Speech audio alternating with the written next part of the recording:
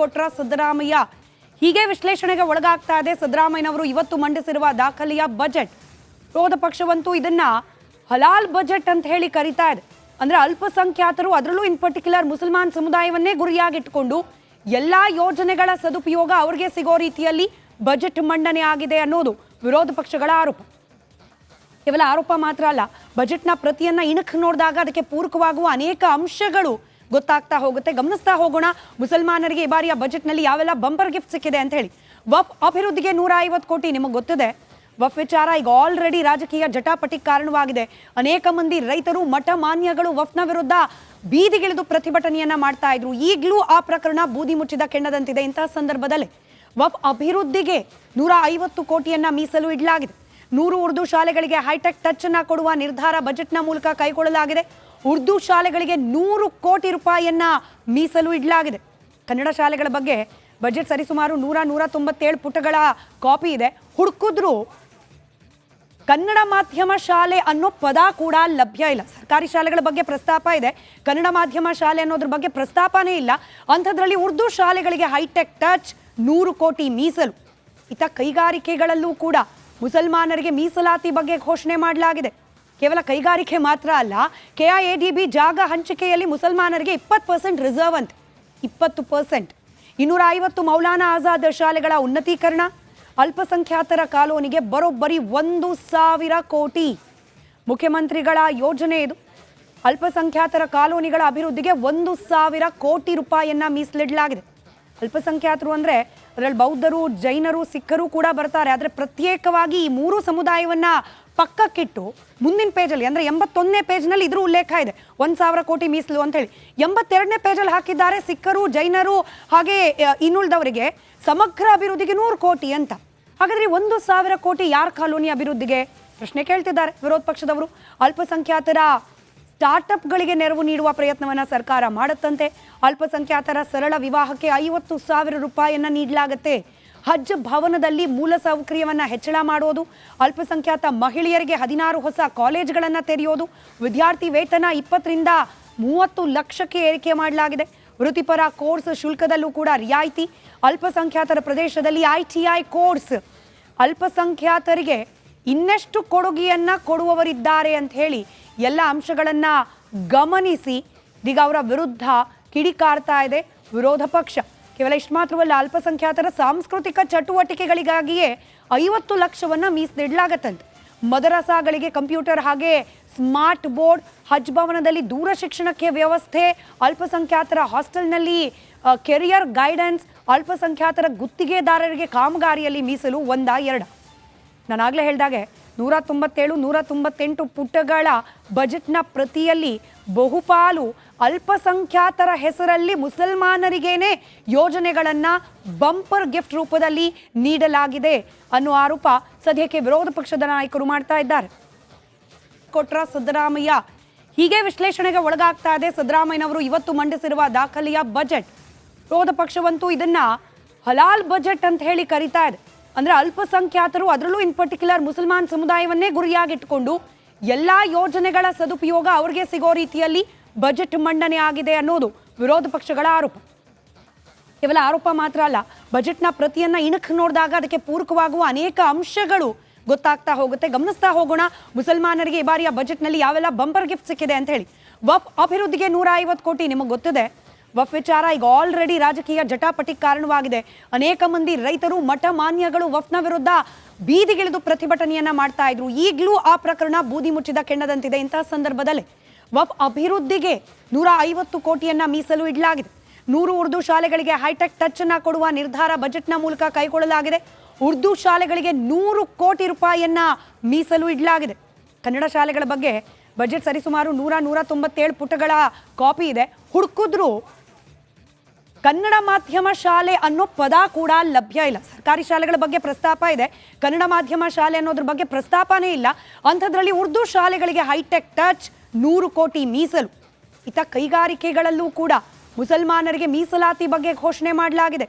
ಕೇವಲ ಕೈಗಾರಿಕೆ ಮಾತ್ರ ಅಲ್ಲ, KIADB ಜಾಗ ಹಂಚಿಕೆಯಲ್ಲಿ ಮುಸಲ್ಮಾನರಿಗೆ 20% ರಿಸರ್ವ್ ಅಂತ. 20%. 250 ಮೌಲಾನಾ ಆಜಾದ್ ಶಾಲೆಗಳ ಉನ್ನತೀಕರಣ. ಅಲ್ಪಸಂಖ್ಯಾತರ ಕಾಲೋನಿಗೆ ಬರೋಬ್ಬರಿ 1,000 ಕೋಟಿ. ಮುಖ್ಯಮಂತ್ರಿಗಳ ಯೋಜನೆ ಇದು. ಅಲ್ಪಸಂಖ್ಯಾತರ ಕಾಲೋನಿಗಳ ಅಭಿವೃದ್ಧಿಗೆ 1,000 ಕೋಟಿ ರೂಪಾಯಿಯನ್ನ ಮೀಸಲಿಡಲಾಗಿದೆ. ಅಲ್ಪಸಂಖ್ಯಾತರು ಅಂದರೆ ಅದರಲ್ಲಿ ಬೌದ್ಧರು, ಜೈನರು, ಸಿಖ್ಖರು ಕೂಡ ಬರ್ತಾರೆ. ಆದರೆ ಪ್ರತ್ಯೇಕವಾಗಿ ಈ 3 ಸಮುದಾಯವನ್ನ ಪಕ್ಕಕ್ಕಿಟ್ಟು ಮುಂದಿನ ಪೇಜಲ್ಲಿ ಅಂದರೆ 81ನೇ ಪೇಜ್ನಲ್ಲಿ ಇದ್ರ ಉಲ್ಲೇಖ ಇದೆ 1,000 ಕೋಟಿ ಮೀಸಲು ಅಂತ ಹೇಳಿ. 82ನೇ ಪೇಜಲ್ಲಿ ಹಾಕಿದ್ದಾರೆ ಸಿಖ್ಖರು, ಜೈನರು ಹಾಗೆ ಇನ್ನುಳಿದವರಿಗೆ ಸಮಗ್ರ ಅಭಿವೃದ್ಧಿಗೆ 100 ಕೋಟಿ ಅಂತ. ಹಾಗಾದ್ರೆ 1,000 ಕೋಟಿ ಯಾರ ಕಾಲೋನಿ ಅಭಿವೃದ್ಧಿಗೆ ಪ್ರಶ್ನೆ ಕೇಳ್ತಿದ್ದಾರೆ ವಿರೋಧ ಪಕ್ಷದವರು. ಅಲ್ಪಸಂಖ್ಯಾತರ ಸ್ಟಾರ್ಟ್ಅಪ್ಗಳಿಗೆ ನೆರವು ನೀಡುವ ಪ್ರಯತ್ನವನ್ನು ಸರ್ಕಾರ ಮಾಡುತ್ತಂತೆ. ಅಲ್ಪಸಂಖ್ಯಾತರ ಸರಳ ವಿವಾಹಕ್ಕೆ 50,000 ರೂಪಾಯಿಯನ್ನು ನೀಡಲಾಗುತ್ತೆ. ಹಜ್ ಭವನದಲ್ಲಿ ಮೂಲಸೌಕರ್ಯವನ್ನು ಹೆಚ್ಚಳ ಮಾಡೋದು, ಅಲ್ಪಸಂಖ್ಯಾತ ಮಹಿಳೆಯರಿಗೆ 16 ಹೊಸ ಕಾಲೇಜ್ಗಳನ್ನು ತೆರೆಯೋದು, ವಿದ್ಯಾರ್ಥಿ ವೇತನ 20ರಿಂದ 30 ಲಕ್ಷಕ್ಕೆ ಏರಿಕೆ ಮಾಡಲಾಗಿದೆ. ವೃತ್ತಿಪರ ಕೋರ್ಸ್ ಶುಲ್ಕದಲ್ಲೂ ಕೂಡ ರಿಯಾಯಿತಿ. ಅಲ್ಪಸಂಖ್ಯಾತರ ಪ್ರದೇಶದಲ್ಲಿ ITI ಕೋರ್ಸ್. ಅಲ್ಪಸಂಖ್ಯಾತರಿಗೆ ಇನ್ನೆಷ್ಟು ಕೊಡುಗೆಯನ್ನು ಕೊಡುವವರಿದ್ದಾರೆ ಅಂತ ಹೇಳಿ ಎಲ್ಲ ಅಂಶಗಳನ್ನ ಗಮನಿಸಿ ಈಗ ಅವರ ವಿರುದ್ಧ ಕಿಡಿಕಾರ್ತಾ ಇದೆ ವಿರೋಧ ಪಕ್ಷ. ಕೇವಲ ಇಷ್ಟು ಮಾತ್ರವಲ್ಲ, ಅಲ್ಪಸಂಖ್ಯಾತರ ಸಾಂಸ್ಕೃತಿಕ ಚಟುವಟಿಕೆಗಳಿಗಾಗಿಯೇ 50 ಲಕ್ಷವನ್ನ ಮೀಸಲಿಡಲಾಗತ್ತಂತೆ. ಮದರಸಾಗಳಿಗೆ ಕಂಪ್ಯೂಟರ್ ಹಾಗೆ ಸ್ಮಾರ್ಟ್ ಬೋರ್ಡ್, ಹಜ್ ಭವನದಲ್ಲಿ ದೂರ ಶಿಕ್ಷಣಕ್ಕೆ ವ್ಯವಸ್ಥೆ, ಅಲ್ಪಸಂಖ್ಯಾತರ ಹಾಸ್ಟೆಲ್ನಲ್ಲಿ ಕೆರಿಯರ್ ಗೈಡೆನ್ಸ್, ಅಲ್ಪಸಂಖ್ಯಾತರ ಗುತ್ತಿಗೆದಾರರಿಗೆ ಕಾಮಗಾರಿಯಲ್ಲಿ ಮೀಸಲು 1-2. ನಾನಾಗಲೇ ಹೇಳಿದಾಗೆ 197, 198 ಪುಟಗಳ ಬಜೆಟ್ನ ಪ್ರತಿಯಲ್ಲಿ ಬಹುಪಾಲು ಅಲ್ಪಸಂಖ್ಯಾತರ ಹೆಸರಲ್ಲಿ ಮುಸಲ್ಮಾನರಿಗೇನೆ ಯೋಜನೆಗಳನ್ನು ಬಂಪರ್ ಗಿಫ್ಟ್ ರೂಪದಲ್ಲಿ ನೀಡಲಾಗಿದೆ ಅನ್ನೋ ಆರೋಪ ಸದ್ಯಕ್ಕೆ ವಿರೋಧ ಪಕ್ಷದ ನಾಯಕರು ಮಾಡ್ತಾ ಇದ್ದಾರೆ. ಕೊಟ್ರ ಸಿದ್ದರಾಮಯ್ಯ ಹೀಗೆ ವಿಶ್ಲೇಷಣೆಗೆ ಒಳಗಾಗ್ತಾ ಇದೆ ಸಿದ್ದರಾಮಯ್ಯನವರು ಇವತ್ತು ಮಂಡಿಸಿರುವ ದಾಖಲೆಯ ಬಜೆಟ್. ವಿರೋಧ ಪಕ್ಷವಂತೂ ಇದನ್ನ ಹಲಾಲ್ ಬಜೆಟ್ ಅಂತ ಹೇಳಿ ಕರೀತಾ ಇದೆ. ಅಂದ್ರೆ ಅಲ್ಪಸಂಖ್ಯಾತರು, ಅದರಲ್ಲೂ ಇನ್ ಪರ್ಟಿಕ್ಯುಲರ್ ಮುಸಲ್ಮಾನ್ ಸಮುದಾಯವನ್ನೇ ಗುರಿಯಾಗಿಟ್ಟುಕೊಂಡು ಎಲ್ಲ ಯೋಜನೆಗಳ ಸದುಪಯೋಗ ಅವ್ರಿಗೆ ಸಿಗೋ ರೀತಿಯಲ್ಲಿ ಬಜೆಟ್ ಮಂಡನೆ ಆಗಿದೆ ಅನ್ನೋದು ವಿರೋಧ ಪಕ್ಷಗಳ ಆರೋಪ. ಕೇವಲ ಆರೋಪ ಮಾತ್ರ ಅಲ್ಲ, ಬಜೆಟ್ನ ಪ್ರತಿಯನ್ನ ಇಣುಕು ನೋಡಿದಾಗ ಅದಕ್ಕೆ ಪೂರಕವಾಗುವ ಅನೇಕ ಅಂಶಗಳು ಗೊತ್ತಾಗ್ತಾ ಹೋಗುತ್ತೆ. ಗಮನಿಸ್ತಾ ಹೋಗೋಣ ಮುಸಲ್ಮಾನರಿಗೆ ಈ ಬಾರಿಯ ಬಜೆಟ್ನಲ್ಲಿ ಯಾವೆಲ್ಲ ಬಂಪರ್ ಗಿಫ್ಟ್ ಸಿಕ್ಕಿದೆ ಅಂತ ಹೇಳಿ. ವಫ್ ಅಭಿವೃದ್ಧಿಗೆ 150 ಕೋಟಿ. ನಿಮಗೆ ಗೊತ್ತಿದೆ ವಫ್ ವಿಚಾರ ಈಗ ಆಲ್ರೆಡಿ ರಾಜಕೀಯ ಜಟಾಪಟಿ ಕಾರಣವಾಗಿದೆ.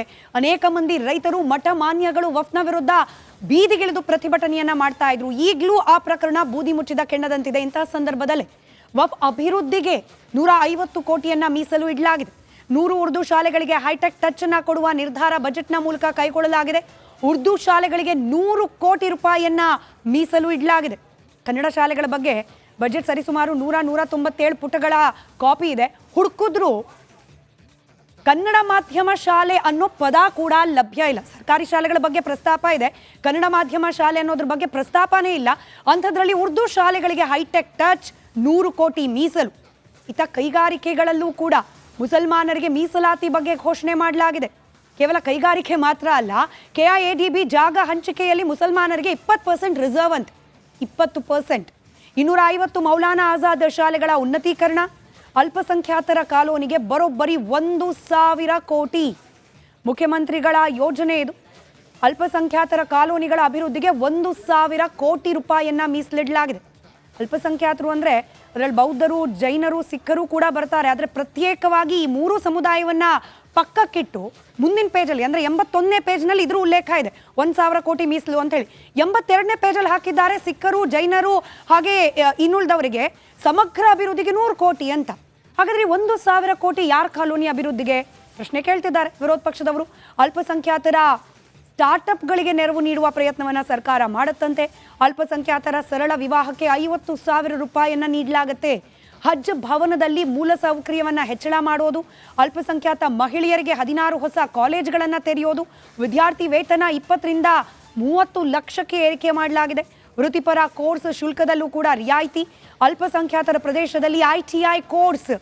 ಅಲ್ಪಸಂಖ್ಯಾತರಿಗೆ ಇನ್ನೆಷ್ಟು ಕೊಡುಗೆಯನ್ನು ಕೊಡುವವರಿದ್ದಾರೆ ಅಂತ ಹೇಳಿ ಎಲ್ಲ ಅಂಶಗಳನ್ನು ಗಮನಿಸಿ ಈಗ ಅವರ ವಿರುದ್ಧ ಕಿಡಿಕಾರ್ತಾ ಇದೆ ವಿರೋಧ ಪಕ್ಷ. ಕೇವಲ ಇಷ್ಟು ಮಾತ್ರವಲ್ಲ, ಅಲ್ಪಸಂಖ್ಯಾತರ ಸಾಂಸ್ಕೃತಿಕ ಚಟುವಟಿಕೆಗಳಿಗಾಗಿಯೇ 50 ಲಕ್ಷವನ್ನ ಮೀಸಲಿಡಲಾಗತ್ತಂತೆ. ಮದರಸಾಗಳಿಗೆ ಕಂಪ್ಯೂಟರ್ ಹಾಗೆ ಸ್ಮಾರ್ಟ್ ಬೋರ್ಡ್, ಹಜ್ ಭವನದಲ್ಲಿ ದೂರ ಶಿಕ್ಷಣಕ್ಕೆ ವ್ಯವಸ್ಥೆ, ಅಲ್ಪಸಂಖ್ಯಾತರ ಹಾಸ್ಟೆಲ್ನಲ್ಲಿ ಕೆರಿಯರ್ ಗೈಡೆನ್ಸ್, ಅಲ್ಪಸಂಖ್ಯಾತರ ಗುತ್ತಿಗೆದಾರರಿಗೆ ಕಾಮಗಾರಿಯಲ್ಲಿ ಮೀಸಲು 1-2.